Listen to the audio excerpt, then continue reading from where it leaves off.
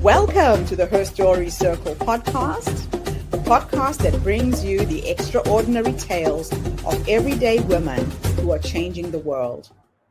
I'm your host, Gertrude Mache, and I'd like to acknowledge traditional custodians of the land on which we meet today. I also like to pay my respects to elders, past, present, and emerging. Every week, we dive into the lives, challenges, and triumphs of women from all four corners of the globe. We're here to inspire, enlighten, and connect, sharing stories that uplift and empower. So grab a cup of coffee, settle in, and join us as we explore the incredible journeys of women shaping our future. This is Her Story, where every woman's voice matters. Hello, everybody, and welcome back to the Her Story Circle. This is Gertrude Mache here in beautiful Melbourne, Australia.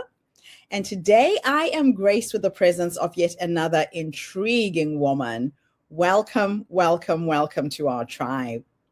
Please tell everybody your full name, where you're based, and share your story with us today.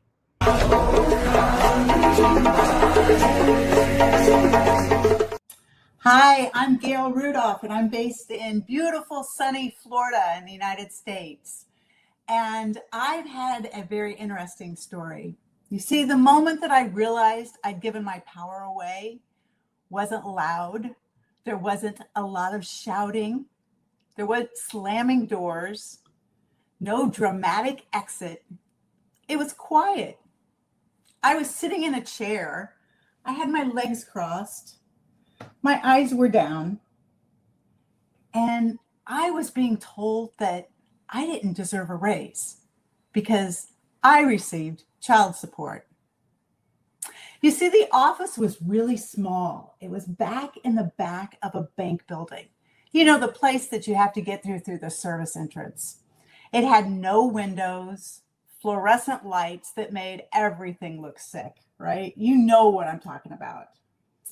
And it was an office so small that had crammed in 2 desks when there was really only room for one.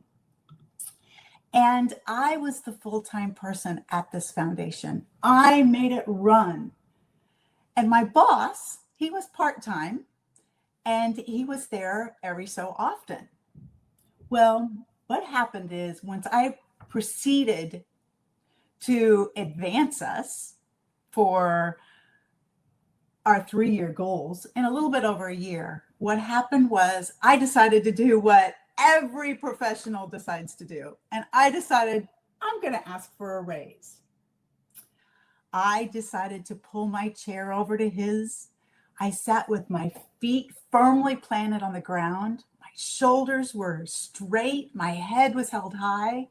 I gave him the facts, the figures. I was confident. I knew exactly what I had accomplished and why I deserved a raise, which, by the way, I'd been promised when I started once we received the goals. So I looked at him and I said, I think it's time that we need to talk about a raise for me. He leaned back in his chair. He spread his arms out and he looked at me and he said, you don't need a raise. You get child support, don't you? At that moment, something happened in my body, something I didn't even realize was happening. My shoulders sank, my legs crossed, my head went down. I completely shrank. I didn't know what to say. So I started to try to convince. But that didn't go very far because he just reported back to me, you've received child support, haven't you? You don't need a raise. That moment, that was no screaming, created a lifetime journey for me. You see, what I realized is that he hadn't taken my power away. I had given it away.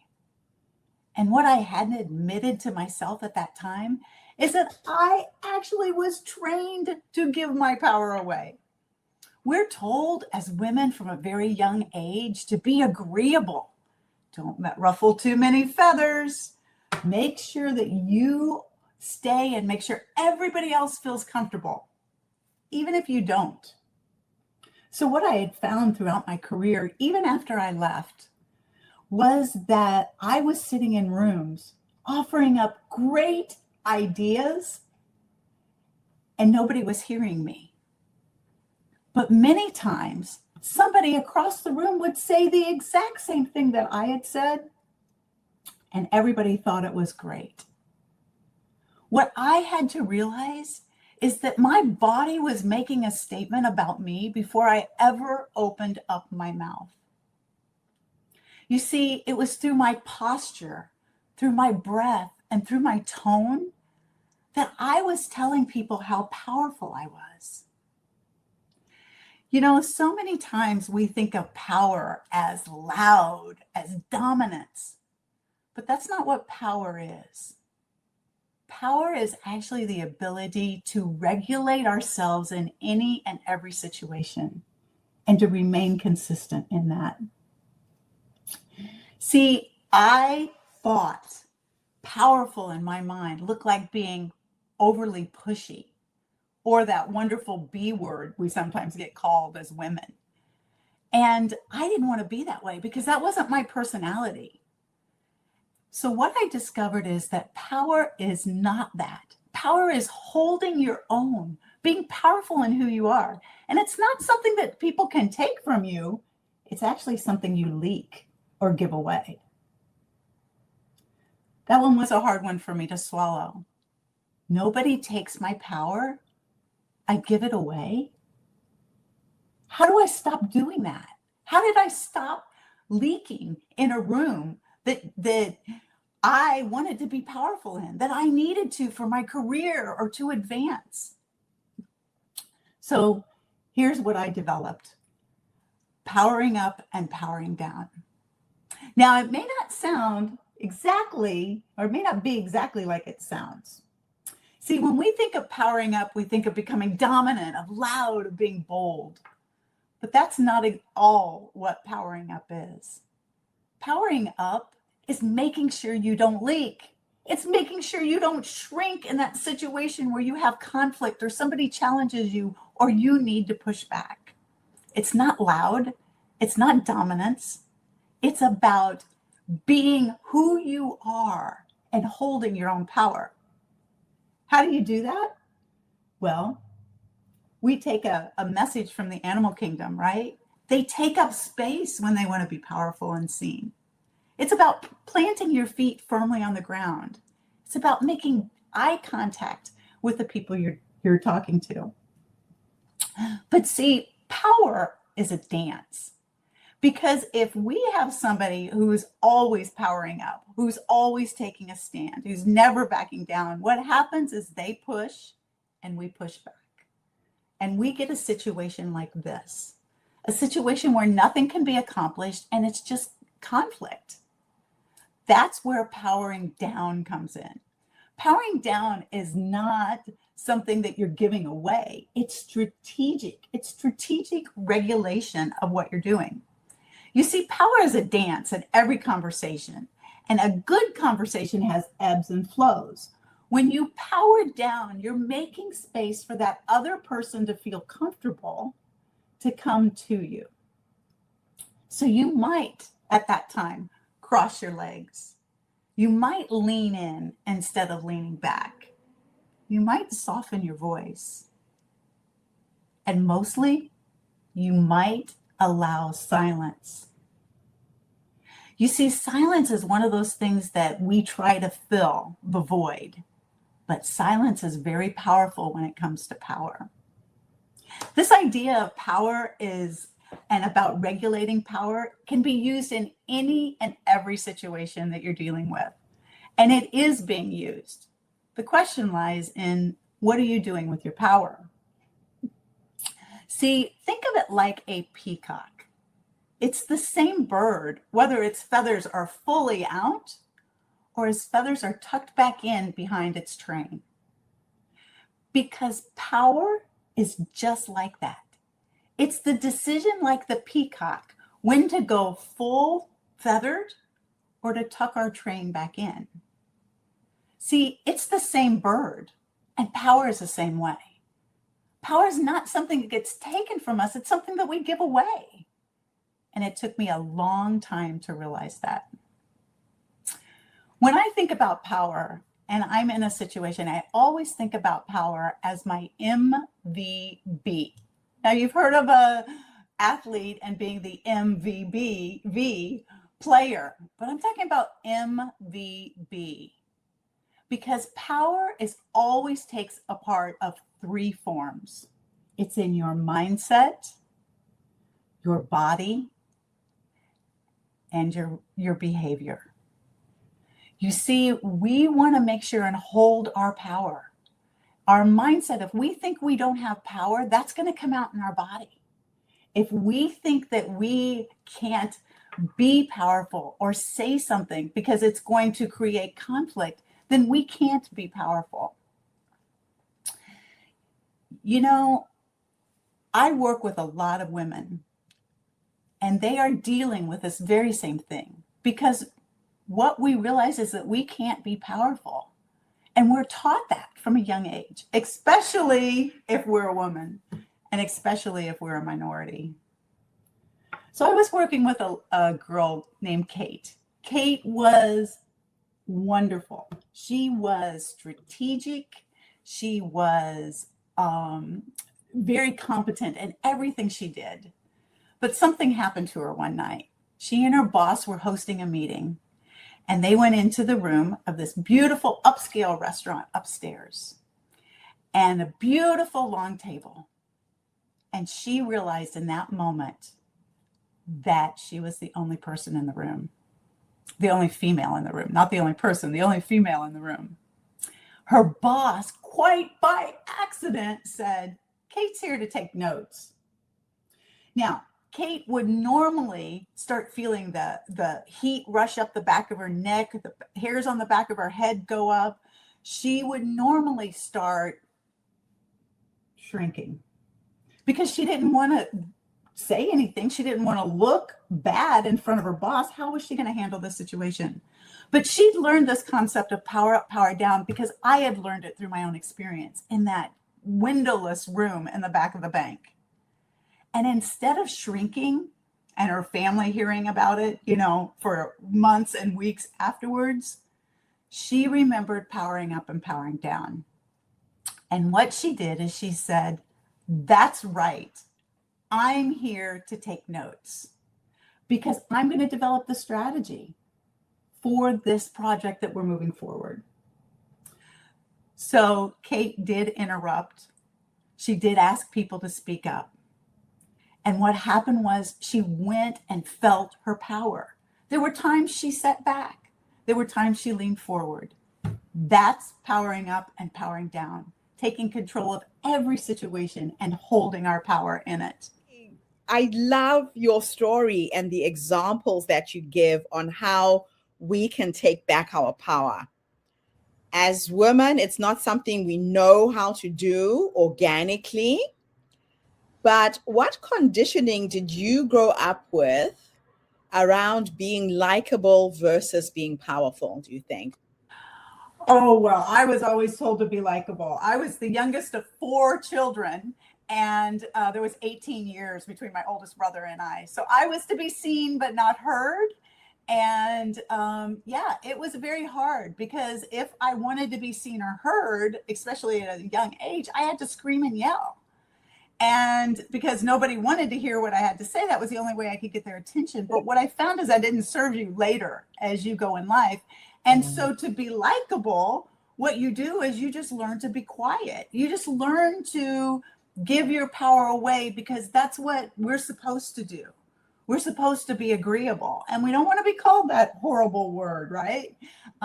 So what happened for me is that from a very young age, I was told to not give my power away, not push my point, that power was about dominance and control and being loud. And I had to unlearn that. Yeah, it's interesting. You can still be soft and feminine and powerful at the same time. And that's a very interesting cross section for women. So, have you ever been rewarded for shrinking? And what did that cost you long term, do you think? Oh, we are absolutely rewarded for shrinking. I was rewarded for shrinking in that office, that windowless office, right? Because what happened is that I eventually left, right? So I was rewarded. I didn't get a raise. In fact, later he had asked, I saw a raise on the board agenda, and it was his raise, not mine. I mean, Oh, he took wow. all the credit. I did all the work. He took all the credit. How many times does that happen to us as women? Yeah. And when we sit back and we get rewarded for that because people tell us we're doing a great job, because we're letting other people take the credit for the hard work that we're doing. Yeah. And we can do and maintain our power in so many different ways. One of the things that happened with me and that after that encounter is that my family heard all about it. For months, they heard all about what he'd said and how he'd done. But at that time, I didn't know how to hold my power. Mm. And yes, the outcome might have been the same. I might not have gotten a raise and I might have left. But the problem was I didn't feel powerful in myself. And when we don't feel powerful in ourselves, we end up moving on to different positions like I did and giving my power away in small Yeah. little ways that leaks that you don't even realize it. And I like that word leaks. It's slow, it's gradual, and you don't even feel it happening because it's seeping out bit by bit, chipping away at your self-confidence. Now, what does power look like in your body when you're regulated, do you think?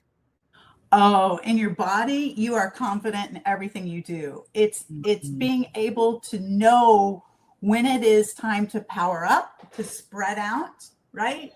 To Yes. look at eye contact, to talk about I did this. And it's time also to know when to make the other people in the room feel comfortable. Yeah.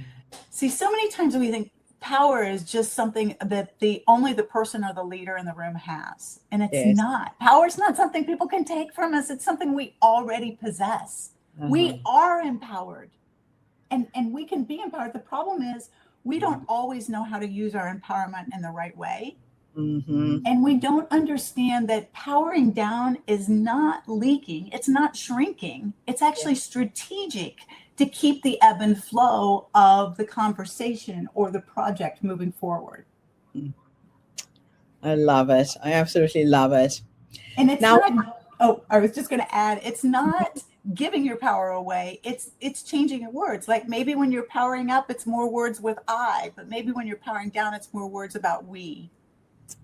okay, be more inclusive. Mhm. So, how do you handle moments when you feel underestimated? Oh, that's when you definitely want to power up. Right. So, one thing I know is that we can't convince anybody of anything. We think that if we give people more information or more knowledge, like I did back in that room, like I'm going to give them the data of what I did, I'm going to show him everything I did. That doesn't change people's minds. But what does change their minds is how you show up. Hmm. So, I tell people, especially women, if you're going to a meeting and that meeting has men in it that only bring their phone and a pad of paper, only bring your phone and a pad of paper. Don't show up as the bag lady. It's Oh, really important that we think about what we're portraying in any and everything that we do. yes. So, look for where in the room to sit is another one. The person, whoever is leading the meeting, the position or the seat to the right of them holds a certain amount of power, right? So Okay. you want to make sure that you're looking at the room. Where do I want to be? If you have people in the room, if you're moving something forward and you're in a meeting and you have two or three other people that also agree with you, what you're leading forward, so many times we go sit with them. One of the Yes. biggest mistakes that I see happen, because then what happens in the dynamics of the room is the same idea or voice is coming from the same place, so it only seems like one. Yeah. Oh, So wow. spread out. There's so many different things that we can do with our body, with our tone of voice. Yeah. And let the room, when you learn these things, the room regulates around you, not you taking control of the room. I like that. We don't think about these things. Where am I sitting? What's the impact of where I am physically in the room? That is amazing. Now, you've experienced being the only woman or a minority in rooms, right? Give us Correct. an example of an experience you had, and what did that teach you? You know, um, when you are in a room by yourself and you're the only female, I mean, I love to use Kate's example because it's a perfect example of how she transformed a room. I think it's so easy for us to fall back into our training of thinking that we need to be agreeable, that we can't correct people without being rude, right? Right. Or that we can't set boundaries. So one of the things that I do and like to do is I like to set my boundaries up front Okay. in a meeting. I won't do that. I don't say I can't do that because then people try to convince you, and those boundary busters will like to jump over that boundary. I say I won't do that. Okay. I don't have the time for that. Um, and when you get into that room, make sure that you're not becoming that idea of powerful that we used to have, right? Where you have to be loud and boisterous and plow over people. Power is not that. In fact, the moment that you do that, you lose your power. Oh, wow. Because power is really the ability to influence a situation or a person in a way that you want them to go. So if we think about power and influence are really interchangeable. Yeah. So how are we holding our influence in a room? So I love to go into a room, right, and mirror what's happening around me. If they're all sitting back in their chair, I'll sit back in my chair. If they're Yeah. sitting forward, I'll sit forward and start that way, and then change my posture or my tone or uh, be strategic in how I'm doing it. So one of the things I love to do is when somebody is doing what I like them to do, I'll Mm. lean forward. When they're doing something I don't like them to do, I'll lean back. Ah.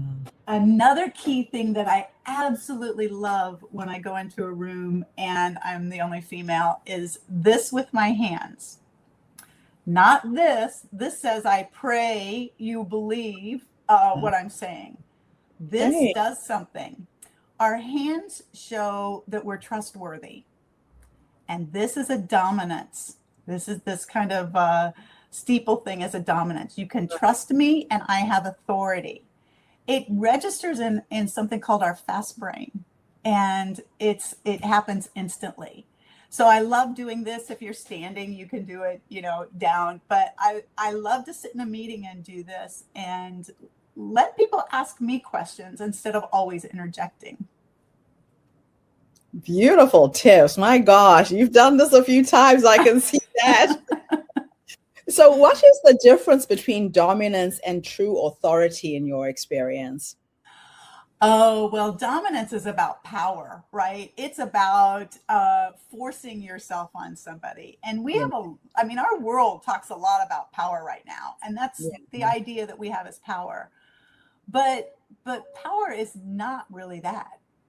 Power is influence and it's authority. And it's being able to take a group of people or a situation and move it forward.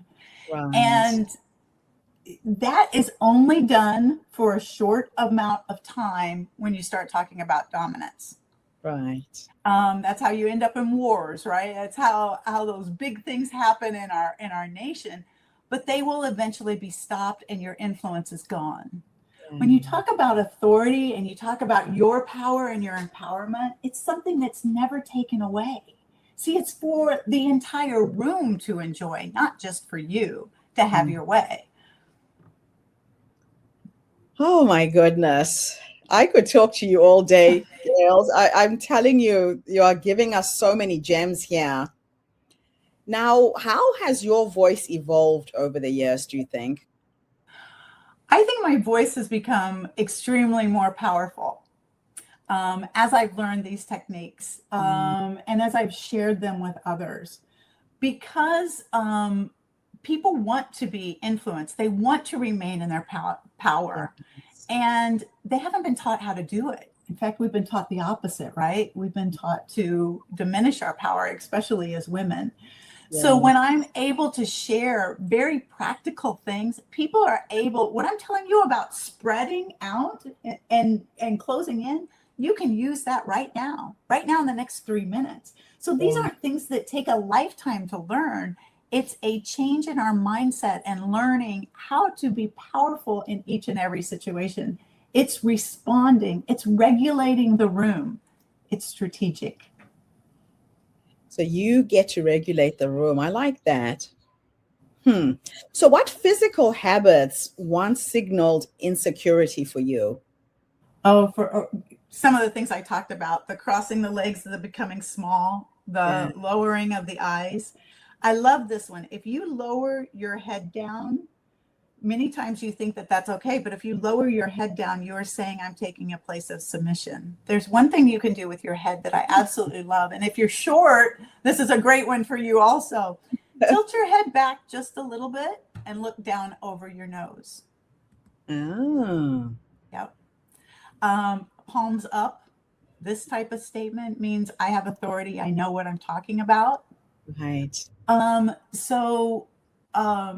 You know, when we do those things, it helps us to regulate our power. Have you ever mistaken aggression for power?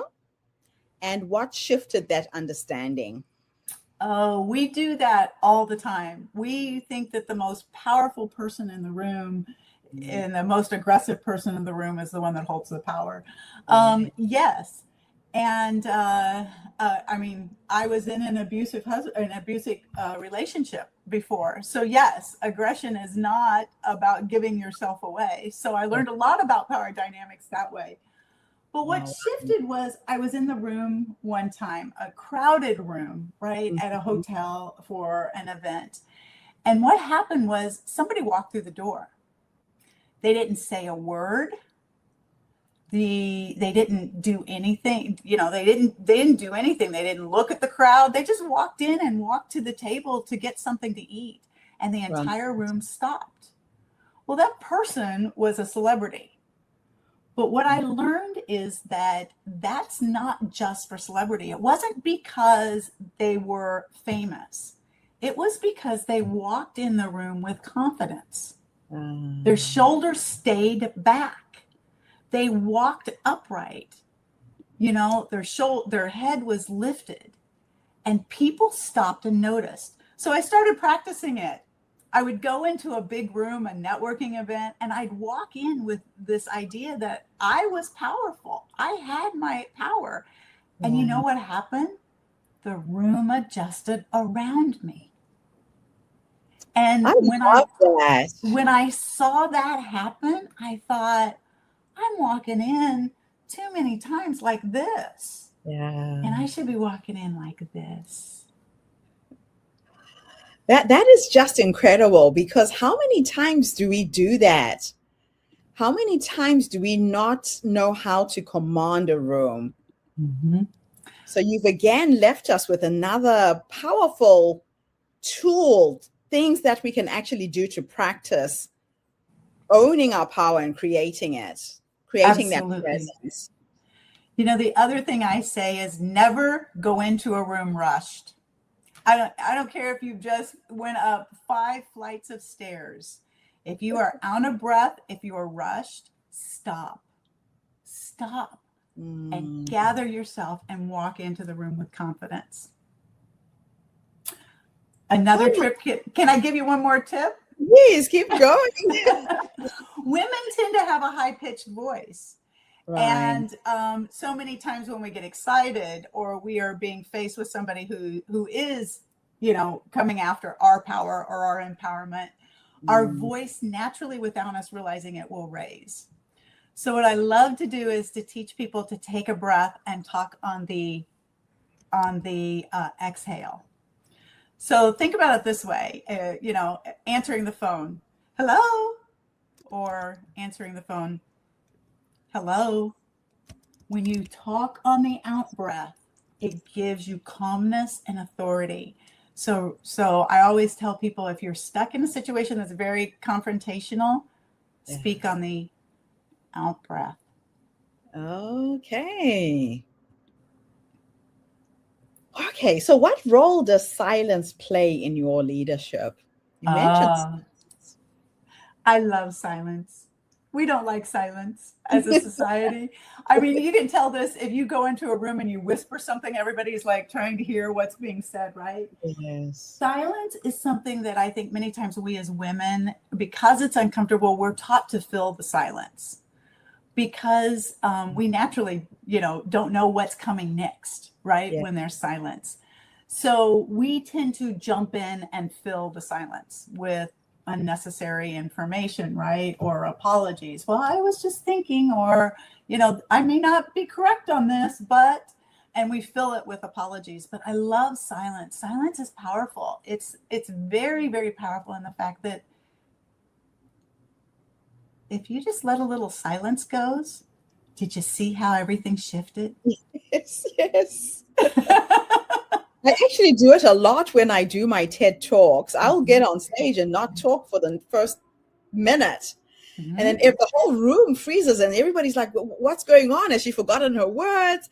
But you get their attention by just not saying anything.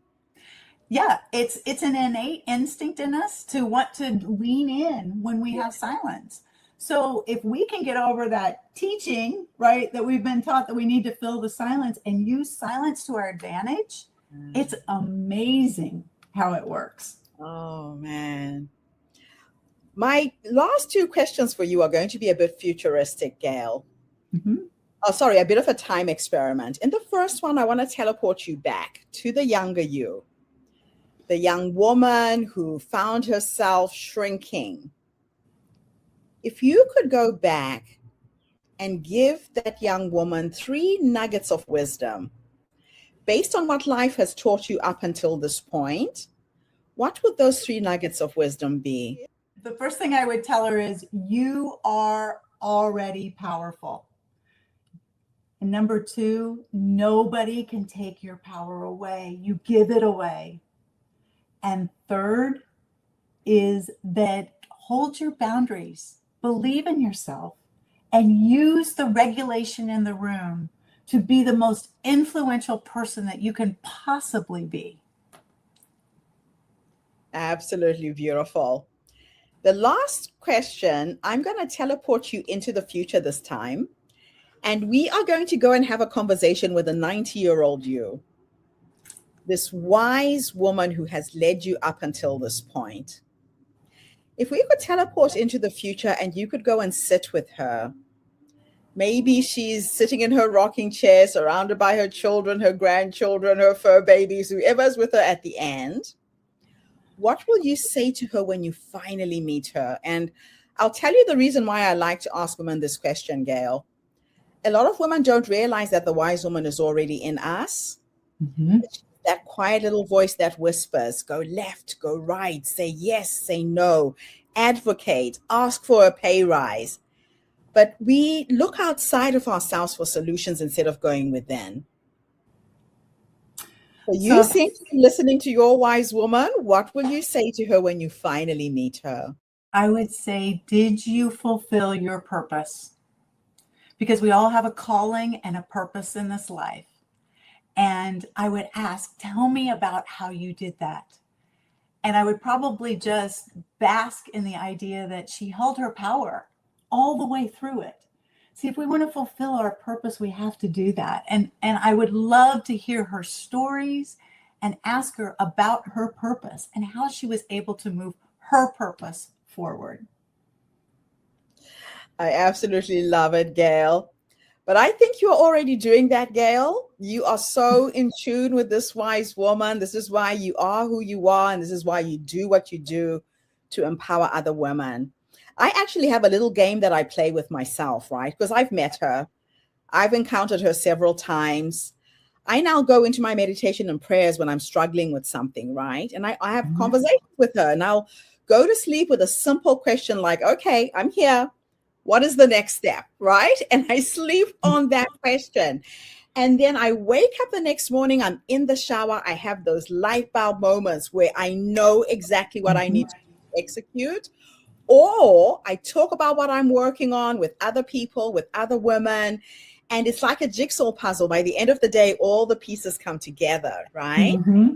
So I'm encouraging women to play with the essence of who we are becoming. The wise woman is already here. You would not be you, Gail, unless you had tuned into this wisdom and this knowledge. You just have to catch up with her sometimes. So all those questions that you wanted to ask her, you have already asked her. She is responding to you. Exactly. And I love that idea that it's because everything is already inside of us. Yeah. And so many times we get bogged down with process and we forget purpose. What is our dream? Where do we want to go? Where does that purpose lie? And I just love it when you say that we just tap into that. That's just wonderful. Thank you for sharing that. Absolute pleasure, Gail. And thank you so much for coming online and sharing your story with us. I'm really excited that you're one of our speakers at our upcoming online summit on the 8th. You're speaking on the 7th in the US because we are one day ahead. But please tune in, everybody, and come and listen to Gail's presentation because she has so much to share to empower women to step into those spaces of leadership and be absolutely amazing. Gail, is there anything else I should have asked you and I didn't? No, I just want to encourage people that you already have the power. Go out and start using it. Be empowered. It's all right there. Such as simple as walking into a room and commanding that room with your presence. I really like that as an exercise. Please text us back. Let us know what happens when you start implementing some of these things. Yes. Thank you, Gail. And please don't go away, Gail. Thank you. Everybody else, thank you so much for tuning in. The Her Story Circle is not just a podcast. We are a social impact movement that brings you the stories and voices of women from all over the world. We share our stories to uplift you, to inspire you, to energize you, but most importantly, to help take you from where you are now to where you're trying to go. So if you are a woman who is vying for a leadership position and you have no idea where to start, here is a professional who can help you do that. Gail, where can people find you? It's very easy, gailrudolph.com. And there's all kinds of resources on there, all kinds of blog articles. There's also a book that I've written called Power Up, Power Down that actually provides you with a guide to do that. But if you reach out to me at gailrudolph.com, I'll be at info@gailrudolph.com. I'll be happy to even send you a cheat sheet. Fantastic. I'll be back again tomorrow, everybody, with yet another amazing guest. Share this video, tag your friends, especially if you know somebody who's struggling and wanting to move into a leadership position. Spread this for us too. Thank you so much, Gail. I'll be back tomorrow, everybody. Have a fantastic day wherever you are in the world. Thank you for tuning into the Her Story Circle podcast. I hope today's story has inspired you to believe in the power of our stories and the difference you can make in the world when you use your voice. I'm Gertrude Mache, and it's been an honor to share this space with you, where voices from all walks of life come together to weave a rich tapestry of diverse perspectives. Don't forget to subscribe, rate, and review our podcast to help us share these stories with more listeners. Follow us on social media by looking for the Her Story Circle podcast for more updates. And join us tomorrow for another episode filled with courage, resilience, and empowerment. Remember, your story matters, and together we're building a stronger, more inclusive world. Until next time, keep making her story.